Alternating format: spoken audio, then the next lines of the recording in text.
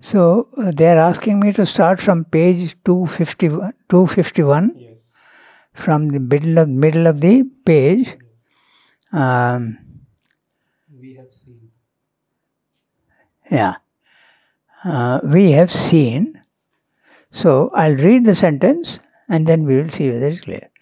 We have seen that from this apprehending consciousness arises the movement of mind, the movement by which the individual knower regards a form of his own universal being as if other than he. But in the divine mind, there is immediately or rather simultaneously another movement or reverse side of the same movement, an act of union in being which heals this phenomenal division and prevents it from becoming, even for a moment, solely real to the knower. Okay. Big para. Okay. Now, before we look into this, we have to get some basic ideas. All right. What is meant by the movement of mind? Division. Okay, it is the mind that makes division. But this division is not real, it is apparent. In the physical world, everything seems to be divided, but from a practical point of view, it is divided. But from the essential point of view, it is not divided. There is a oneness hiding behind the so-called multiplicity. Okay, that's a movement of mind. And what is this apprehending consciousness? The apprehending consciousness is the comprehending consciousness. The apprehending consciousness is that which goes into each separate thing that it has created.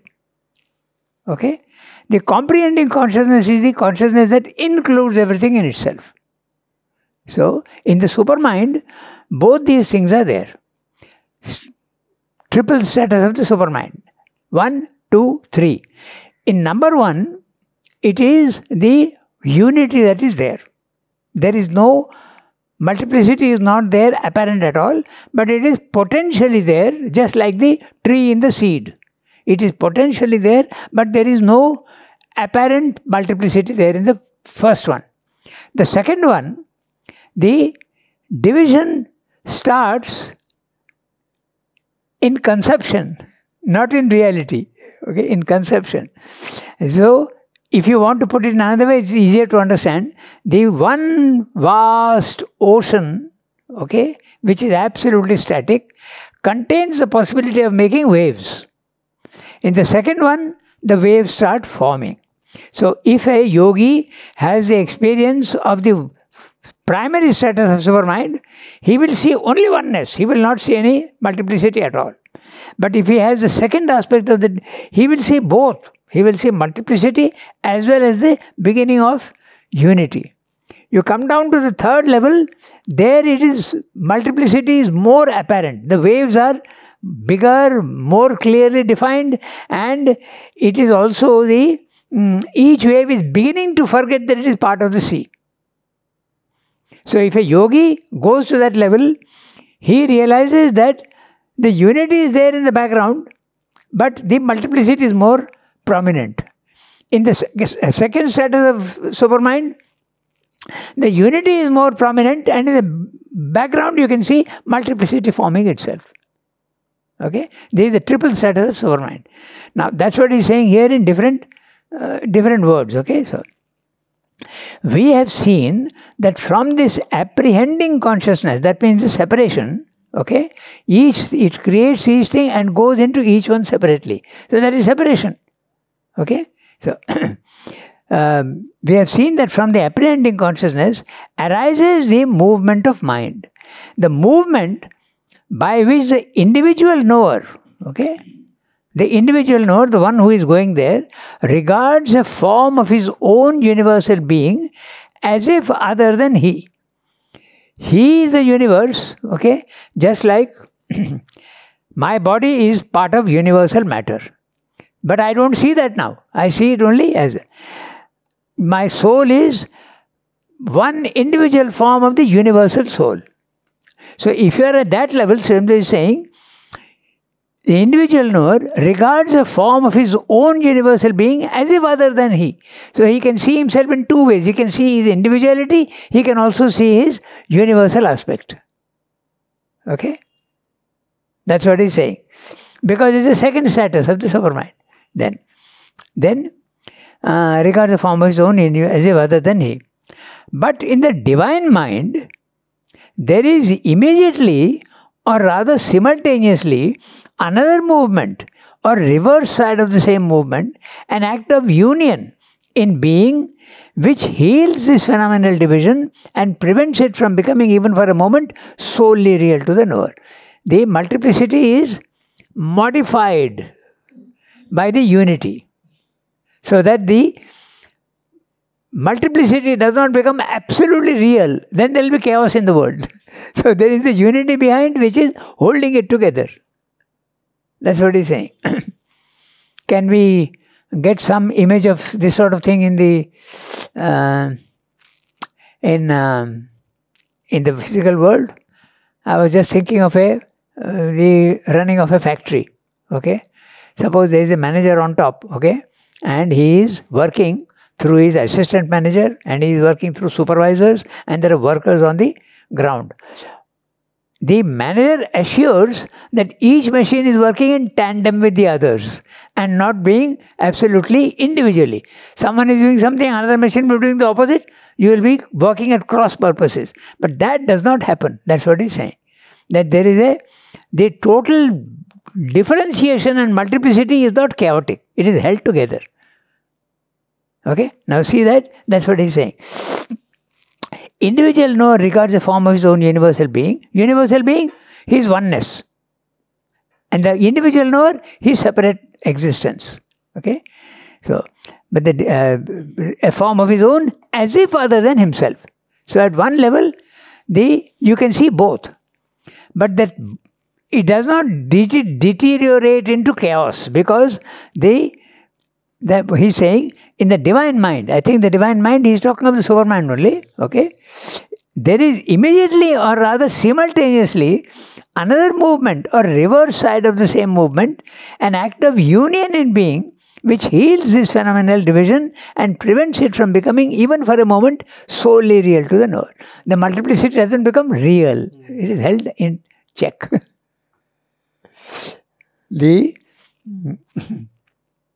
I think it's quite clear, no? You can understand that. So, then, on the reverse side of the same, an act of union in being. Note also, an act of union in being. When he's saying that, it's a substance itself. That is not frittering out into chaotic multiplicity.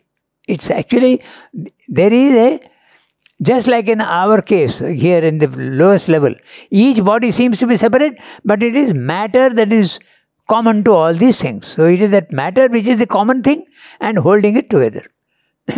So, then, from which heals the phenomenal division and prevents it from becoming even for a moment, solely real to the knower. Solely real means you don't see the unity, you see only the multiplicity, which is happening at our level. Even at our level, we are sufficiently aware, you can see the unity behind. The best example is the species. Each species, there is a multiplicity, and yet there is something common to all of them. That unity is there. Like mankind and men, like cats and cat nests, if you want, the species. So that is there. Okay? So then he's saying, this act of conscious union is that which is represented otherwise in dividing mind, obtusely, ignorantly, quite externally, as contact in consciousness between divided beings and separate objects. So, at our level, he is saying, this contact of conscious union is that which is represented otherwise in dividing mind. Now that in the supermind, there is both division as well as multiplicity. But when it comes down here, it seems to be only multiplicity.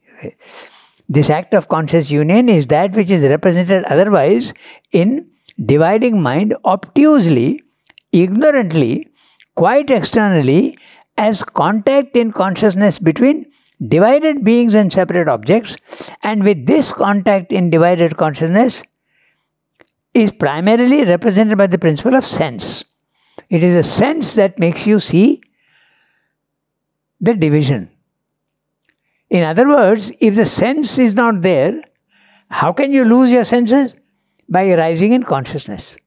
If you rise in consciousness, first of all, at this level, we have the 5 senses. Okay? If you go to the higher level, they become subtle senses. You go even higher up, senses have disappeared and you are using other instruments of knowledge. So, identity, okay, sight, these instruments make you see the oneness more than the multiplicity. That is what he is saying. This act of conscious union is that which is represented otherwise in divided mind obtusely. The word obtuse is interesting, no? It is acute and obtuse. Acute is less than 90 degrees. Obtuse is more than 90 degrees. So, the obtuse is towards the oneness. The acute is towards the oneness and the obtuse is towards the multiplicity. So, that's the way he is using. It's a geometric term, I think, no? Yes. No, yeah, that's right, geometry. So, ignorantly, quite externally, as contact in consciousness between divided beings and separate objects, and with us, this contact in divided consciousness primarily represented by the principle of sense. On this basis of sense, on this contact of union, subject to division, there you are, okay? There is union but subject to division. The action of the thought mind founds itself and prepares for the return to a higher principle of union in which division is made subject to unity and subordinate. Substance, then, as we know it, material substance, is the form in which mind, acting through sense, contacts the conscious being of which is itself a movement of knowledge. Let's look at that last sentence, a little complicated. Substance, then, as we know it, material substance at this level, is the form in which mind, acting through sense, contacts the conscious being. The conscious being is the Sat. That, if you want, the self or the Pradhana of the Sankhya philosophy. That which is absolutely subtle but infinite, eternal, real, featureless. It is contacting that, but of which it is itself a movement of knowledge. The conscious being is seeing itself because it's all one at the highest level. So, it is seeing itself as if divided. Not very easy to understand. But if we this last bit we'll understand if you go again back to that supramental level. Sat, Chit, Shakti, Ananda are all one.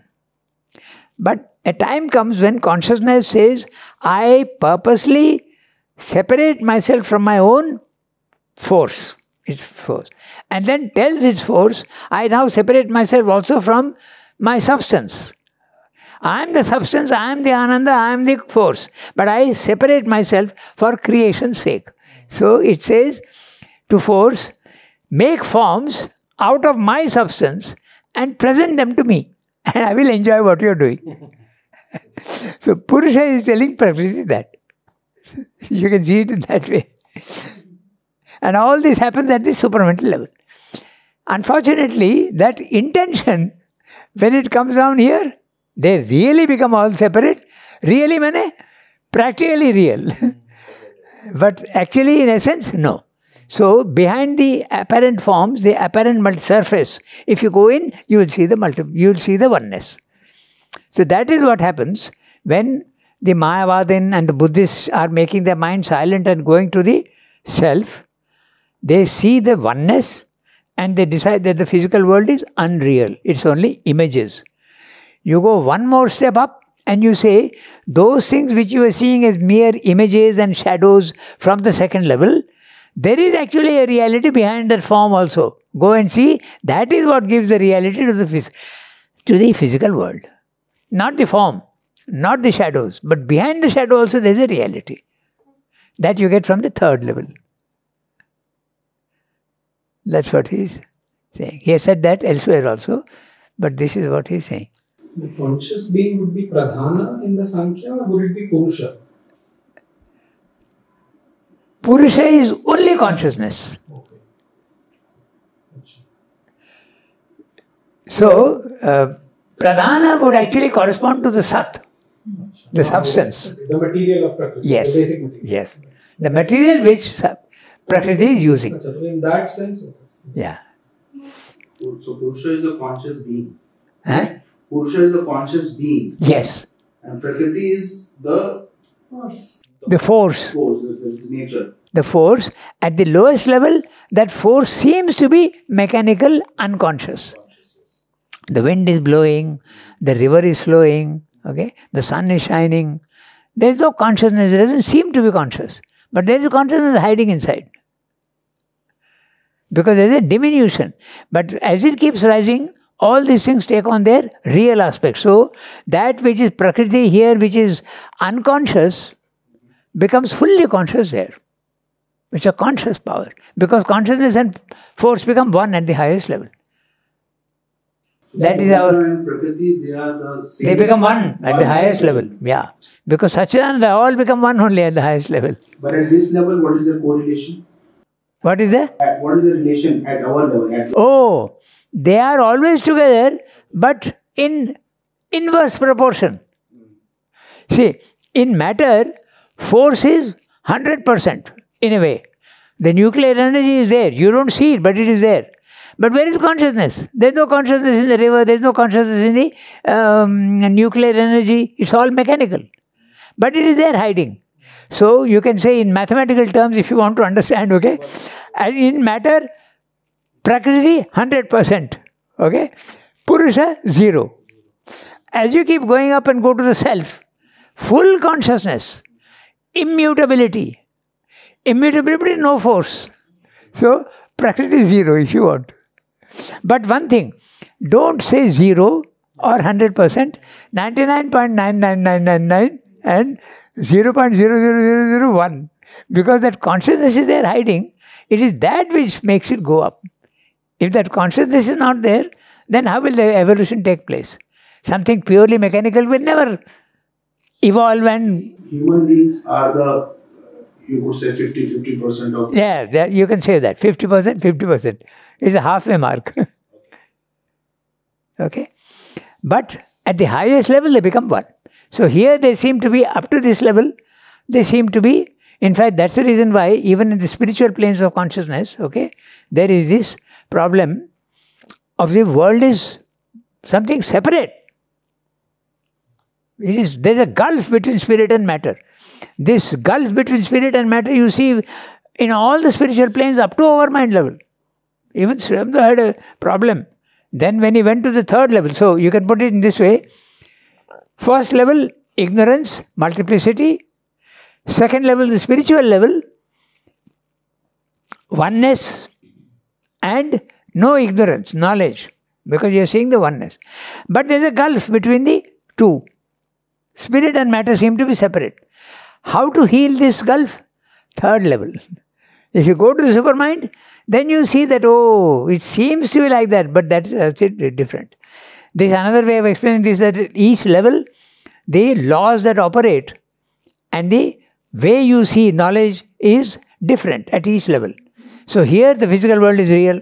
In the second, the physical world is unreal. Third level, again it is real. And Mother says something interesting about the supermind.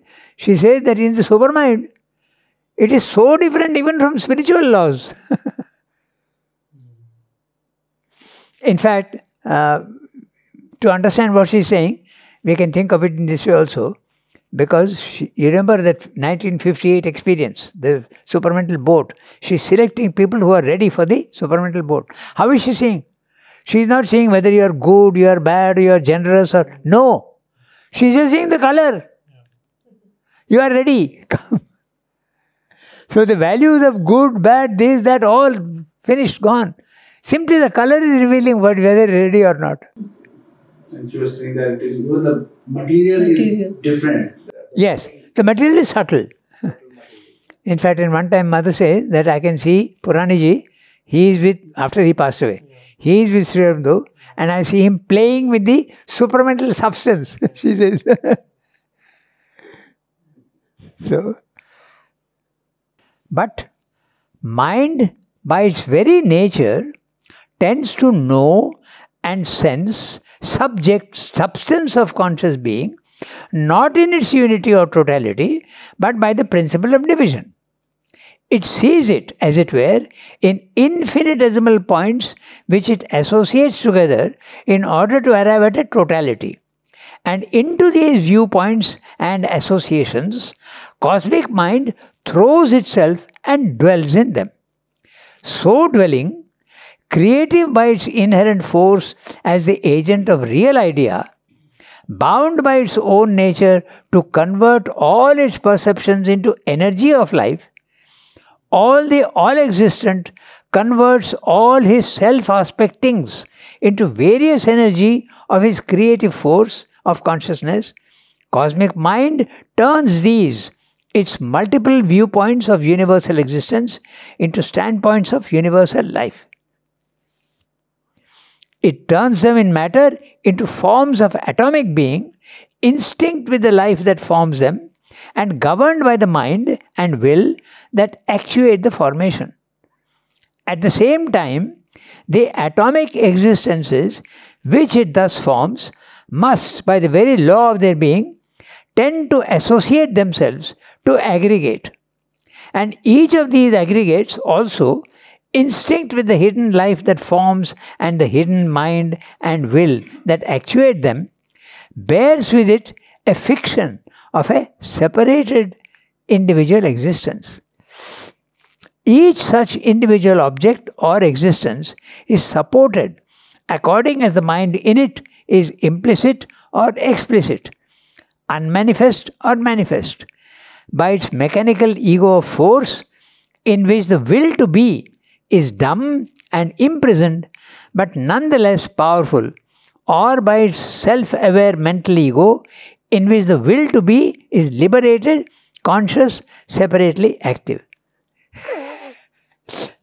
Very difficult, not easy. So, we'll try and understand what he's saying, okay? So, even though, even our reading, okay, but still, you have to go again set this by sentence. So, we'll do one thing. We'll first have an overall look at what he's saying. Then we'll go into each one. So, the basic idea, I'm reading to you in other words, okay? Because sometimes you change one word, it becomes easy to understand, okay? So, now, what he's saying in this para, mind is the principle of division. Its power of division breaks up all forms into infinitesimals, which it aggregates to make finite forms. So first of all, it breaks everything up into infinitesimals, and then it aggregates them to make forms. So the forms are not made on the way down. They are sort of made on the way up. That's what it seems to be suggesting. Okay? So, because first of all, the involution, there is a breaking up. Now there is a formation. I think that's correct, because matter is the base from which everything comes, and matter is one. But when life comes into the picture, there is formation of the multiplicity starts at that level. You can say that stones also are multiplicity, but that's another way of seeing. Okay, so what he's saying, mind is the principle of division. Its power of division breaks up all forms into infinitesimals, which it aggregates to make finite forms. Cosmic mind then enters into all these finite forms thus created. You remember he spoke about apprehending consciousness. That's what he's repeating in different words here. He's saying cosmic mind then enters into all these finite forms, apprehending consciousness, thus created. This cosmic mind, armed and guided by the real idea, creates life forms, but in multitudes, because of the nature of mind to divide. Okay, so I want to go back to that real idea. Okay, what he's saying, cosmic mind enters into each thing, into these finite forms thus created. The cosmic mind, armed and guided by the real idea. Okay? That means the real idea is the blueprint. You have to understand this, okay? Just like an architect in the physical world doesn't start building a house. He first makes a blueprint. That's a conception. Then he collects all the materials and all the things and then starts building the house. So, the real idea is there in the supermind. To each thing, you can use the word archetype also. The archetype of everything is there, okay? I use the word blueprint because it becomes easy to understand what he's saying. So the real idea is the blueprint, the ideal form, the seed of everything in the physical world. To everything in the physical world, there is a corresponding real idea. So necessarily it has to be infinite, real ideas. So real idea, and why real? Because to understand Sridhar, they very often use the contrast. If you use the contrast, then it's possible to understand. Because then, otherwise it seems a very bland thing. Sometimes you'll feel, what exactly is it? Then if you contrast it with the opposite, then you understand the importance of what he's saying. So real idea, because at our level, I may have an idea, it can be manifested, it can become a reality, it may not become a reality. Also, it will take time. Okay? I want to be an engineer. That's my idea in life. It will take me 5 years. And I may not also become that.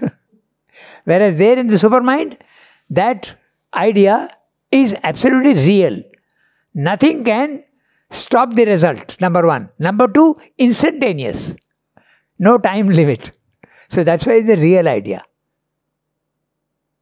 Okay? So, mind then enters into these finite forms that thus created. This cosmic mind, armed and guided by the real idea. So that is what, it has got the real idea behind itself. So it won't do something wrong. The idea is there, it's executing the idea. Okay. So, armed and guided by the real idea, creates life forms. But in multitudes. Okay, it doesn't create, it creates infinitely. Because of the nature of mind, that divide. These conceptual self-aspectings are turned into material forms with life infused into them. So, these conceptual self-aspectings, it is conceptual at that level. The real idea is conceptual. The blueprint of anything is conceptual. So there also the real idea is conceptual, and it turns this with these conceptual self-aspectings. I've got so many different aspects. I can become this, I can become that. The divine is capable of taking any form. No? So self-aspectings. These aspects are all of his own self. Therefore self-aspectings are turned into material forms with life in them, infused into them. The infinite atomic divisions then aggregate to create material forms with life inherent in them. Each living form thus created feeds itself on the separate, distinct from the rest. So each one, all they are different, each life form is feeding itself on its other, which is itself actually. An animal eats up another animal. No? There is a food chain. This idea he has discussed elsewhere also. The higher eats the lower. The next also higher eats the lower. There is a food chain. It feeds on itself. And I think we read last time, the eater eating is himself eaten. Okay, so that's what he's saying. Feeds itself, feels itself to be separate, distinct from the rest. Okay, each living form thus created, not feeds, feels itself to be separate, distinct from the rest. This is, of course, an illusion created by the ego. But this will to be, which is really the conscious force, cannot be imprisoned and thus emerges and liberates itself into separate individual states. This is what he's saying in the para. Now if you want, we'll try and see each sentence. Okay. So the first thing he's saying is, but mind by its very nature tends to know and sense substance of conscious being. Okay, substance of conscious being. Okay, not in its unity or totality, but by the principle of division. In the supermind, it knows the unity. But mind means he is talking of mind from the overmind level. Its function is to divide, okay, to make multiplicity. So, the principle of mind is division. That's why we know that our level, the mind functions by analysis. It can break up something to understand. It doesn't have the capacity of synthesis. It can't synthesize. It totals up. It divides and totals up. But the totality is never the synthetic whole. Okay, so it sees it as it were in infinitesimal points which it associates together in order to arrive at a totality. So there you are. It breaks up first and then starts aggregating forms. Atoms aggregating become molecules, and molecules aggregating become living creatures. So there is a whole process of aggregation. But at the life level, there is also disaggregation. Okay, this is matter, but in the chapter on life he has discussed that. It constructs and then destroys, constructs and destroys. It sees it as it were in infinitesimal points which it associates together in order to arrive at a totality, and into these viewpoints and associations, cosmic mind throws itself and dwells in them. The cosmic mind goes into each one and dwells in them. Okay, so it's cosmic mind that does that. Okay, into the individual mind, it goes into each individual mind. So dwelling, creative by its inherent force as the agent of real idea. Note interestingly, the real idea is up there, but it becomes an agent of the real idea. Okay, so just as we were discussing now, the manager is acting through his assistant manager, and the assistant manager through the supervisors, and then finally you come down to the level of the workers. There is a hierarchy. So here also there seems to be a hierarchy. The supramental, the real idea is there, mind is the agent of the real idea, and it is creating this. Okay, so dwelling, creative by its inherent force as the agent of real idea, bound by its own nature to convert all its perceptions into energy of life. Because there is an involution. Mind creates out of itself life. It is life that creates matter. He has said that elsewhere. Supermind creates mind, mind creates life, and life creates matter. Okay? It's the other way around in evolution. In evolution, it's the other. Matter seems to be creating life, and life seems to be creating matter. But in evolution, it's the other way around. So dwelling, creative by its inherent force as the agent of real idea, bound by its own nature to convert all its perceptions into energy of life, as the all-existent, the substance, converts all his self-aspectings into various energy of his creative force of consciousness, cosmic mind turns these, its multiple viewpoints of universal existence, into standpoints of universal life. So its mind turns these, its multiple viewpoints of universal existence, into standpoints of universal life. That substance becomes universal life. It turns them in matter into forms of atomic being, instinct with the life that forms them. So, mind is instinct with life, it creates life. Life is also instinct with matter, it creates life. But life is there also in matter. That's what he's saying. It turns them into matter, into forms of atomic being, and the atomic being is instinct with the life that forms them, and governed by the mind and will that actuate the formation. All are there in matter. There is mind which is guiding and life which is creating. Cosmic mind turns these multiple viewpoints into standpoints of universal life. It turns them in matter into forms of atomic being, instinct with that life that forms them, and governed by the mind and will that actuate the formation. In other words, there is matter, there is a life that is creating the form, but there is a guidance from the mind. That's what he's saying. In any creation that you do, there has to be substance, there has to be a force that is using the substance, and there has to be an idea to govern that creating. Even such a simple thing as creating a pot, you need all these three.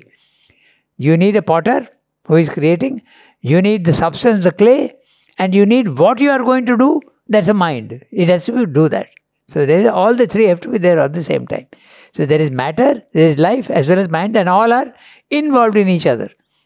Cosmic mind turns these multiple viewpoints into universal existence, into standpoints of universal life. It turns them in matter into forms of atomic being, instinct with the life that forms them. Instinct with the life that forms them. The forms are created by the life and governed by the mind and will that actuate the formation. At the same time, the atomic existences which it thus forms must, by the very law of their being, tend to associate themselves, to aggregate. And why is he saying this? Because there is multiplicity, but behind the multiplicity, the unity is there, the principle of unity. So that principle of unity is asserting itself. That's what he said. At the same time, the atomic existences which it thus forms must, by the very law of their being, tend to associate themselves to aggregate. And each of these aggregates also, instinct with the hidden life that forms and the hidden mind and will that actuate them, bears it with a fiction of a separated individual existence. So, it seems to be totally some separate things, but actually there is a connectedness. We don't see the connectedness, but the connectedness, if you go to a higher level, you will see the connectedness. That's what he's saying. At our level, with our senses, we can't see the connectedness. We have to discard the senses and use other instruments of knowledge, you will see the connectedness. Okay? That's what you see. When you make your mind silent and go up to the next level, there you see the oneness of things. The multiplicity starts becoming unreal to you. Okay? The Buddhistic philosophy, the Mayavadin philosophy, all of them say the same thing. So, here the phrase bears with it means exactly? Pardon? This phrase bears with it. Each of these aggregates bears with it a fiction of a separated individual existence. Okay.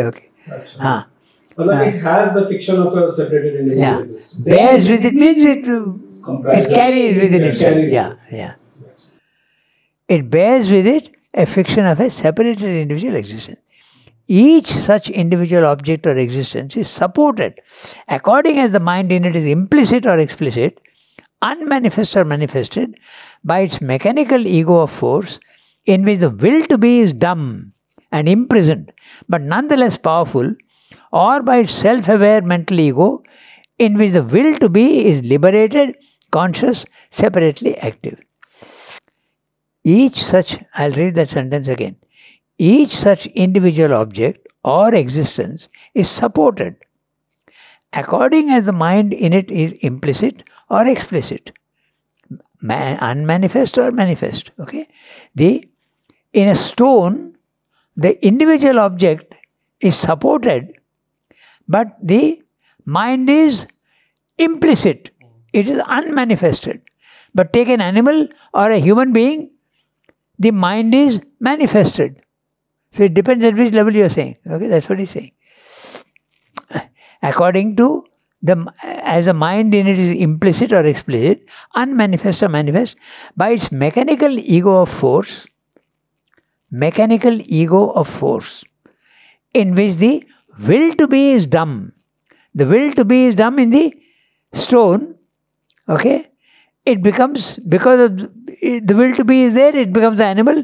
It's not that dumb in the animal, nor is it absolutely dumb in the human being. It becomes quite explicit. Okay?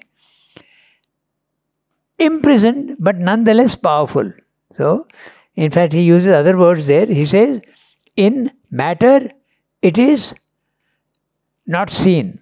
In plants, it is implicit. In animals, it is imprisoned. And in man, it can become explicit. In the yogi, not in the ordinary man, because ordinary man is almost like an animal only. So, this he has said elsewhere. Okay?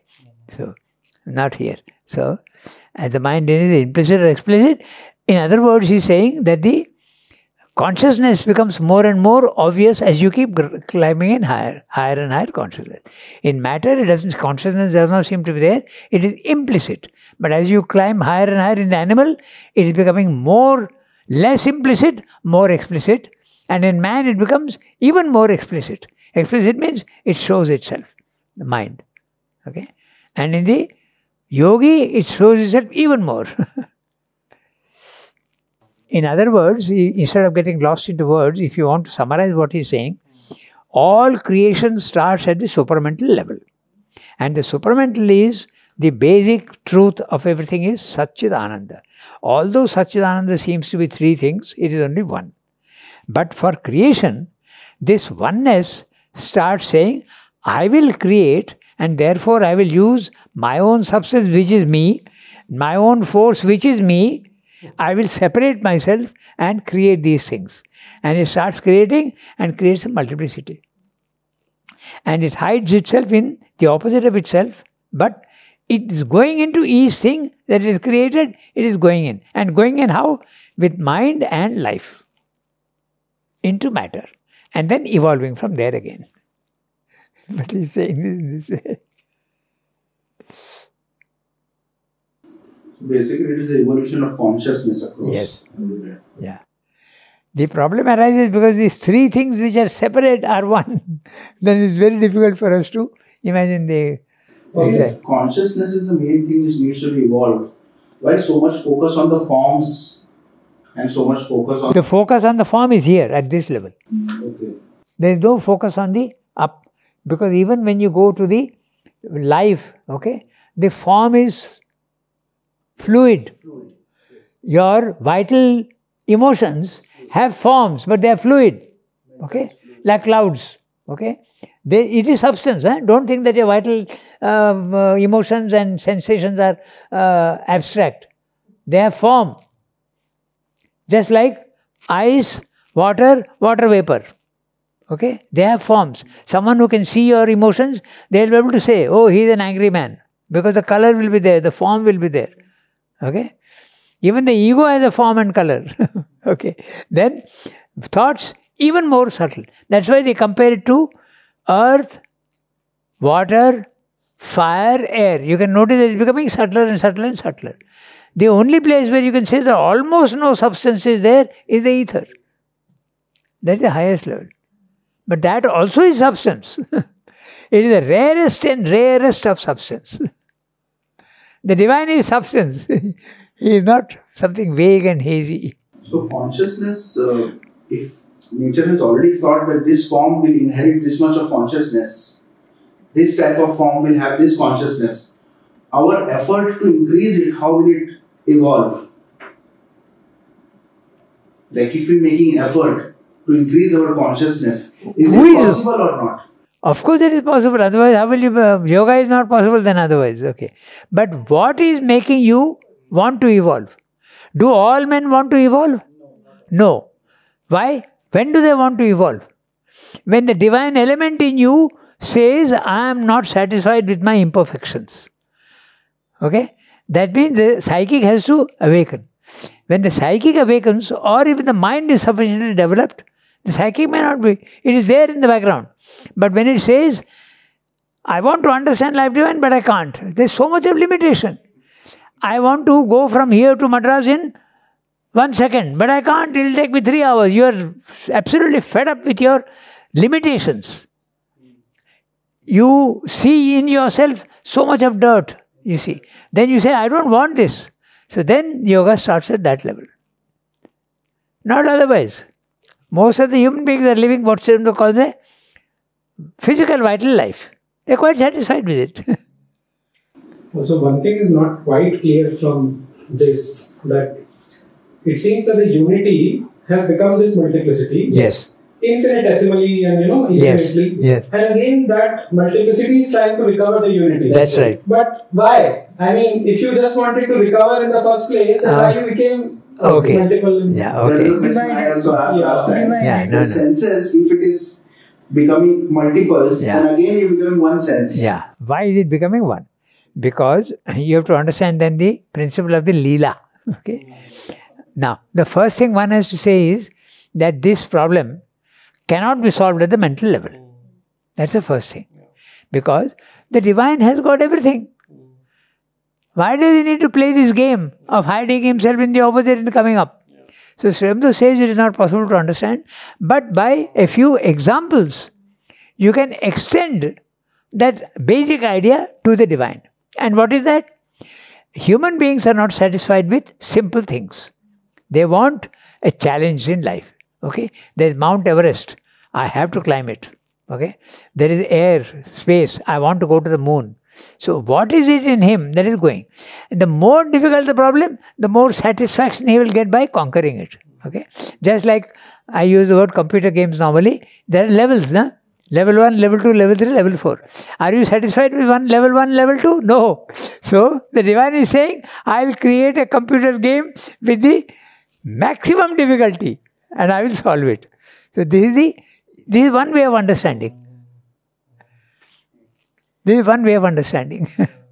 Sri Aurobindo himself says this. I'm not saying, he doesn't say computer game. But in that chapter called The Delight of Existence, the solution. Yes. In the first paragraph, he says that it has to be only for delight. Yes. But delight is the only reason, nothing else. Ananda. But if we are made up of Ananda, there's so much of agony and so much of pain and so much of dissatisfaction. It seems like we are rather than made up of Ananda, we are made up of the opposite of it. It is the opposite at the lowest level. And that's how it is supposed to be. Okay, so if you want to understand this, keep in mind the ocean or the atmosphere. Okay? Remember that it's like the ocean. Take the deepest part of the ocean, Pacific Ocean. If you are swimming on the top, okay, light is available to you and you are free. You can swim as you want. If you keep going down, down, down, what happens? The density increases, the light decreases. Density increases, light decreases. Picture this to the whole of superconscient and inconscient. It's like this ocean. The more you come down, you are at the bottom and life level, you are at the bottom of the sea. Okay? And why should that be? Because the maximum difficulty he is creating so that he imprisons himself in the maximum and escapes. And because he is divine in essence, that 0.0001, that is what activates the evolution. If that is not there, there will be no evolution. But that 0.0001 is the saving factor. That is the one that causes the rising. And it's a very slow process. And he is not satisfied by only one. He is doing that through, today it is 7.5 billion, but tomorrow it will be even more. And 7.5 billion is those who are living. But what about those who have come and gone and those who will come? The game is infinite. It goes on and on and on. So the only reason for a creation is Ananda. And you can see that to a certain extent also because all creation in the physical world, whether it is poetry, whether it is sculpture, whether it is architecture, whether it is painting, it always gives Ananda. Any creation gives Ananda. Even when you solve a mathematics problem, you are getting Ananda. In fact, in the Puranic system, the name for the Ananda Loka is Jana Loka.